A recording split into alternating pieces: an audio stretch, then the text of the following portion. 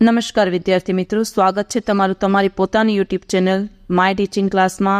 આજે આપણે ભણીશું ધોરણ 5 ઇંગ્લિશ ગ્રામરમાં lesson number 2 there is and there R.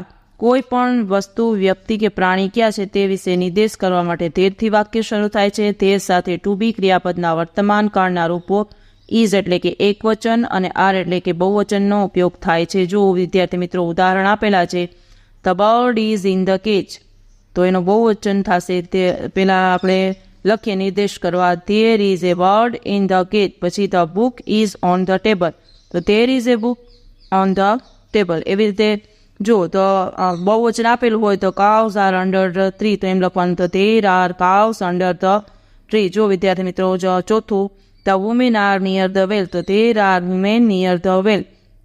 ચાલો એ જ રીતે પ્રશ્નાર્થ વાક્ય, વિધાન વાક્ય આપેલા હોય એમાંથી તમારે પ્રશ્નાર્થ વાક્ય બનાવવાના છે। ઉદાહરણ જોઈ શકો છો। ચાલો વિદ્યાર્થી મિત્રો હવે ખાલી જગ્યા પૂરી એક્ટિવિટી ચાલુ કરીએ।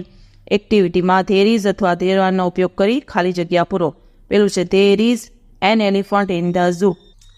બીજું લખો, there are farmers in the field, there are books in the cupboard, there is a pen in my pocket, there is a bird in the cage, there are balloons in your hand, there is a cow under the tree, there is a train on the platform, there are women near the well, there are students in the library, there is an ice cream cup on the table, there are boats in the river, there is a clock on the wall, there is an apple in the basket, there are letters in the box। ચાલો વિદ્યાર્થી મિત્રો બીજો પ્રશ્ન છે, નીચે આપેલા શબ્દોને there is અથવા ધેર આરનો ઉપયોગ કરી વાક્ય લખો। ચાલો શબ્દ આપેલા છે એનું આપણે વાક્ય બનાવવાનું છે। પહેલું જોઈએ, there are books on the table। બીજું, there is an ink pot on the bench। ત્રીજું, there are teachers in the school। ચોથું, there is a monkey on the roof।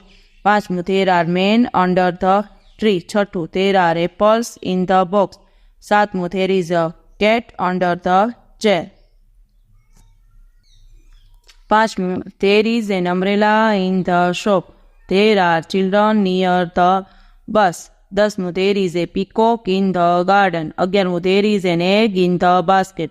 12મું, there are women at the fair। 13મું, there is an axe in Ramu's hand। 14મું, there are mangoes on the trees। 15મું, there is a lion in the cage। ચાલો ત્રીજો પ્રશ્ન છે, પ્રશ્નાર્થ વાક્યમાં ફેરવાનો અને yes અથવા નોમાં ઉત્તર આપવાના છે। ઉદાહરણ આપેલું છે, ઉદાહરણ પ્રમાણે તમે વાક્ય બનાવો। જો વિદ્યાર્થી મિત્રો પહેલું જોઈએ, there is an owl on the tree, તો is ક્રિયાપદ પેલે લખો is there an owl on the tree, છેલ્લે લાગે પ્રશ્નાર્થ ચિહ્ન, yes there is, no there isn't। બીજું, there are children in the garden, તો are there children in the garden, yes there are, no there aren't। ત્રીજું, there is a bottle on the bench, તો લખો is there a bottle on the bench, yes there are, no there isn't। પછીનું, is there an iron in the cupboard, yes there is, no there isn't। પાંચમું, are there balloons in the room, yes there are, no there aren't। છઠ્ઠું, are there cows near the well, yes there are, no there aren't।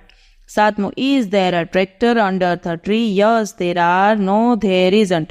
આઠમું, are there postmen in the post office, yes there are, no there aren't। 9, is there an elephant in the park, yes there is, no there isn't। 10, there is a clock on the wall, is there a clock on the wall, yes there is, no there isn't। ચાલો વિદ્યાર્થી મિત્રો આજના video લેક્ચરમાં આટલું જ।